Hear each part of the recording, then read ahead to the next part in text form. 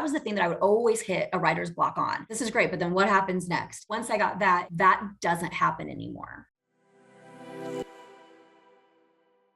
What was that aha moment for you where you felt like you had a grasp of it? That's a good question. I think for me, when I was in college writing screenplays, I always had trouble with structure. I never had trouble really with character development.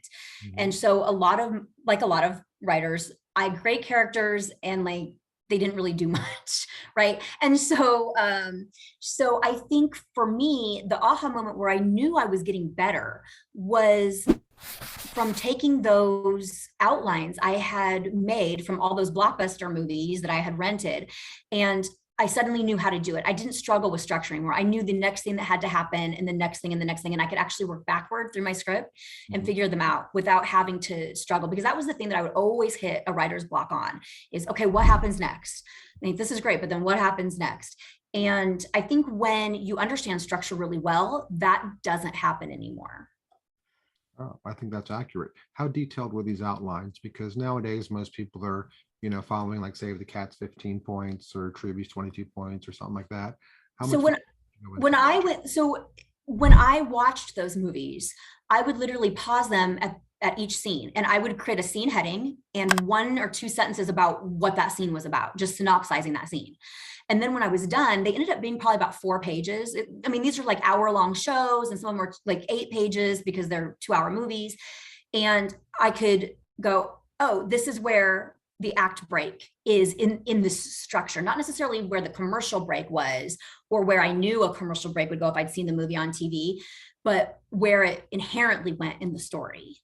Mhm. And so as I went back through those, I realized, oh, that's where this is what I was having trouble with. What I was having trouble with were the sequences, right? The sequences that develop into acts.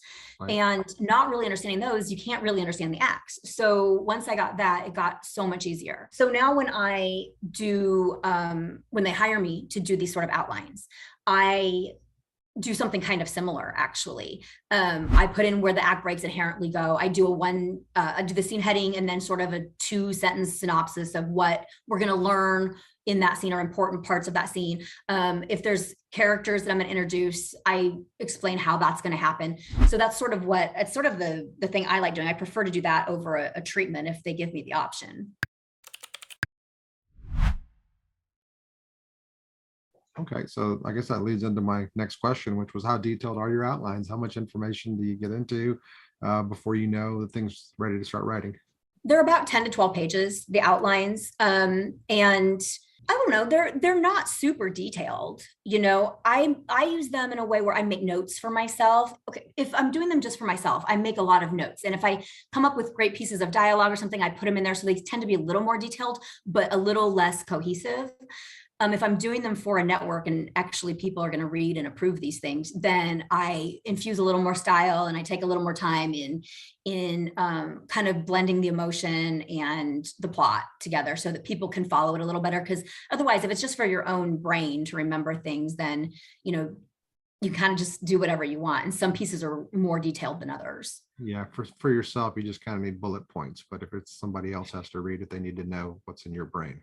Yeah, exactly. And then even in the script, when I'm in final draft, I import all the bullet points and then I delete them as I write. So there's always an outline underneath what I've written of where I'm going.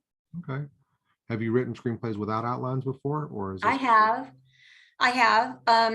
I used to prefer that until I really got more into the outline. I feel like I felt like initially the outline process hampered my creativity because you're committing to things in your outline that you don't get to sort of see where the character is going and kind of follow. But then I kind of realized that's not true.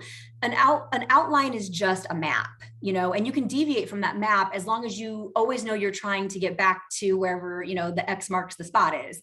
So once I gave myself sort of permission to deviate from it, I feel like the outline actually became a tool that I could use a little bit better than I had, and I actually liked using.